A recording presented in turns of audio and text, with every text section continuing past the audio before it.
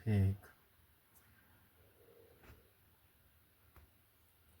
इस सारे संसार को पैदा करने और चलाने वाली जो परम शक्ति है, परम पिता परमात्मा जो है, वह इस संसार के कण कण, जर्रे जर्रे, हर एक शरीर के रोम रोम, आकार और निराकार सभी उसी के सब रूप है। उस परम शक्ति के सिवाय इस समस्त संसार में, सारे ब्रह्मांड में दूसरा और कोई है ही नहीं। दूसरा पैदा भी कैसे हो सकता है?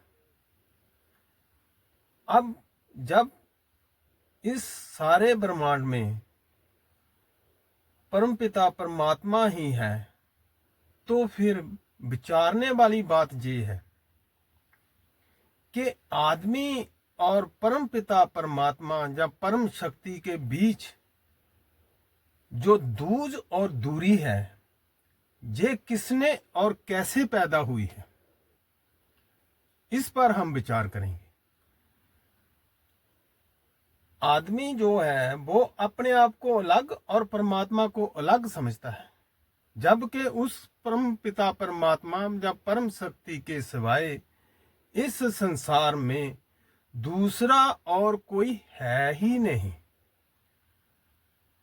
अब इस पर हम विचार करेंगे कि परम पिता परमात्मा और आदम जात के बीच दूज और दूरी कैसे पैदा हुई।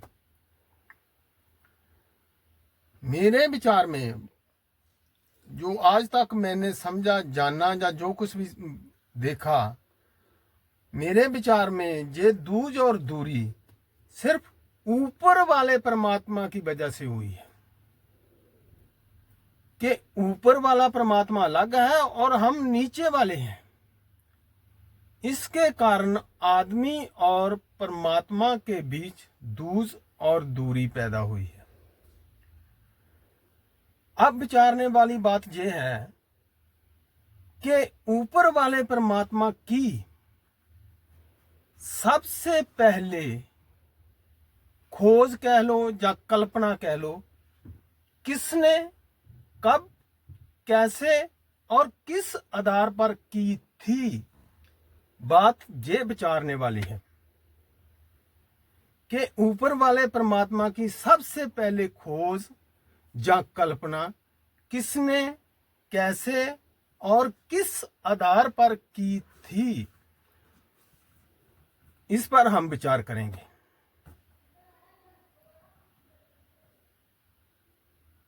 ऊपर वाले की कल्पना सबसे पहले जंगली आदमी ने की थी। अब हम इस पर विचार करेंगे कि उन्हें कब और कैसे की। शुरू में, बिल्कुल शुरू में आदम जात भी एक जंगली जानवरों की तरह ही रहता, जंगल में ही रहता था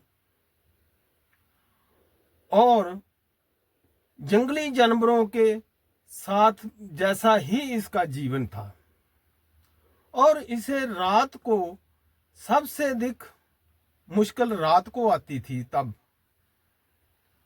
क्योंकि दिन को तो इसे दिखाई पड़ता था और अपना बचाओ, जहाँ खाना पीना, जहाँ अपना देख रेख दूसरे जानवरों से अपनी मतलब सुरक्षा तो कर सकता था, लेकिन रात को इसे दिखाई भी नहीं पड़ता था और दूसरे जानवरों को दिखाई भी पड़ता है। वो रात को इस पर अटैक करते थे, इसलिए इसको सबसे तब चिंता रात की होती थी।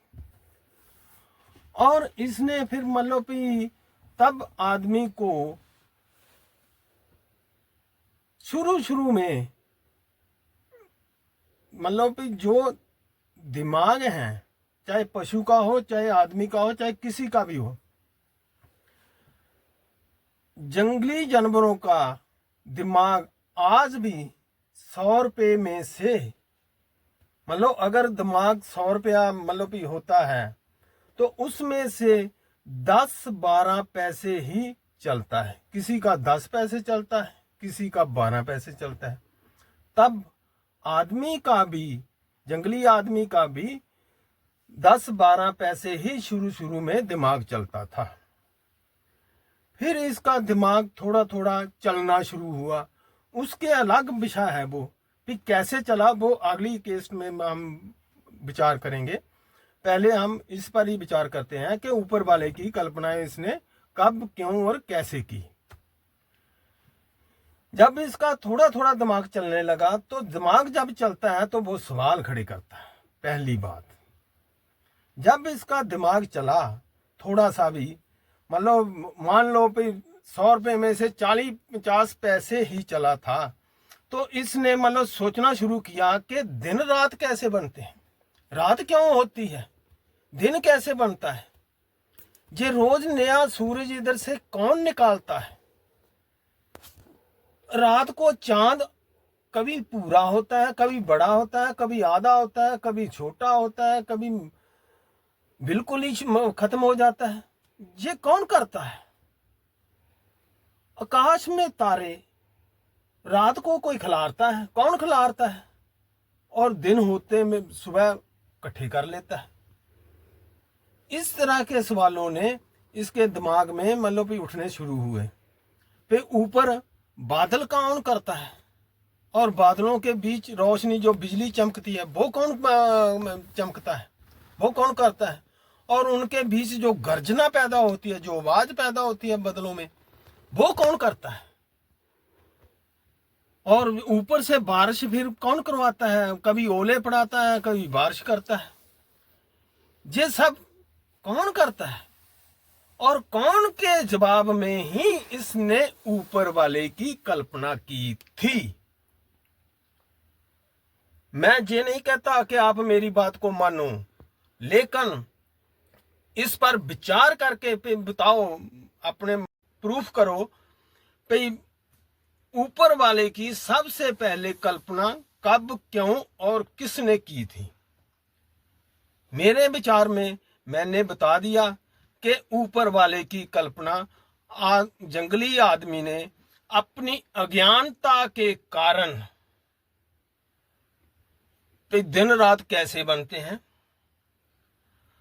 रोज नया सूरज कौन निकालता है और इधर मतलब खत्म कर देता है, चांद को छोटा बड़ा कौन करता है, ये तारे रात को कौन खिलारता है, सुबह इकट्ठे कर लेता है, ऊपर बादल कौन लाता है, उनमें गर्जना कौन पैदा करता है, बिजली कौन चमकाता है, और बारिश फिर कौन करवाता है। इसका मतलब कि ऊपर कोई ना कोई है जिसके कारण ये सब होता है। इसलिए उस जंगली आदमी ने जब ऊपर वाले की कल्पना कर ली, तो उसका सारे सवालों का हल निकल गया। तो जो कुछ हो रहा है ऊपर वाले की मर्जी से हो रहा है, जो कुछ भी कर रहा है ऊपर वाला ही कर रहा है। और फिर क्या था, बस हर सवाल का जवाब ऊपर वाला। लेकिन जिन सवालों के जवाब में उसने ऊपर वाले की कल्पना की थी, उन सवालों का जवाब, सही जवाब आज हर व्यक्ति, हर नौजवान, हर आदमी जानता है। और आज मतलब सिद्ध होता है, बहुत से महापुरुषों ने भी कहा है कि परमात्मा जो है, जो इस सृष्टि की रचना करने वाला है, इस ब्रह्मांड को पैदा करने वाला है, वो इस संसार के कण कण, जर्रे जर्रे और हर शरीर के रोम रोम में है। उसके सिवा दूसरा और कोई है नहीं। अब ऊपर वाले का नाम पर जिनका धंधा चल रहा है ना, वो कभी नहीं चाहेंगे, जो ऊपर वाले के एजेंट बने हुए हैं और लोगों को बेवकूफ बनाकर ऊपर वाले के मतलब सारी बात ऊपर वाले पर छोड़ते हैं, उनका धंधा चौपट ना हो। इसलिए वो कभी नहीं चाहेंगे कि परमात्मा, कण कण वाला जो परमात्मा है, जो सत्य है, उसकी तरफ दुनिया आए। वो चाहेंगे कि ऊपर वाला पूरी तरह कायम रहे। क्योंकि उससे हमारी रोजी रोटी चलती है। इसके बाद हम अगली केस में विचार करेंगे कि आदमी का ही दिमाग क्यों चला, बाकी जानवरों का दिमाग क्यों नहीं चला, इसमें क्या कारण है जिसके कारण आदमी का दिमाग, आदमजात का दिमाग चला और बाकी 84 लाख या जितने भी जीव जंतु हैं उनका दिमाग नहीं चल पाया या विकसित नहीं हो पाया। इस पर हम अगली केस में विचार करेंगे। थैंक यू, धन्यवाद, बहुत बहुत धन्यवाद सुनने का। और हो सके अगर आपको ठीक लगे, अगर आप इस धरती पर स्वर्ग बनाना चाहते हो, अगर आप सच्चे परमात्मा को जानना चाहते हो, अगर आप उस सच्चाई को जानना चाहते हो जिसके आधार पर ये सृष्टि पैदा हुई और चल रही है, जिसके बिना एक पत्ता भी इस दुनिया में कोई बड़े से बड़ा साइंसदान, कोई भी आदमी हिला जुला नहीं सकता है, वो परमात्मा के बारे में भी हम विचार करेंगे। वो परम शक्ति, वो परमात्मा, वो परम पिता क्या है जिसके बिना इस संसार में दूसरा और कोई है ही नहीं। और आदमी ने तो जब तक आदमी ऊपर वाले के जाल में फंसा हुआ है तब तक उस सत्य को जानना नामुमकिन है। थैंक यू, धन्यवाद। अगर हो सके तो शेयर कर देना। अगर आप समझो शेयर करना है, मान लो भाई इस धरती पर स्वर्ग को लाना है, इस धरती पर आदमजात को सत्य और सर्वशक्ति जो मान है उसका सही ज्ञान, क्योंकि ये कल्पना रूपी परमात्मा जो जंगली आदमी की कल्पना वाला परमात्मा है, इसकी पूजा पाठ करना क्या उस सत्य का अपमान नहीं है जिस सत्य से जिस सृष्टि पैदा हुई और चल रही है? क्या आपको लगता नहीं है कि ऊपर वाले परमात्मा की जो कल्पना रूपी हमने तैयार किया हुआ है उसकी पूजा पाठ करने से, उसको मान्यता देने से असली परमात्मा का हम अपमान कर रहे हैं? ठीक है, ओके जी, धन्यवाद। अगली केस में फिर मिलेंगे।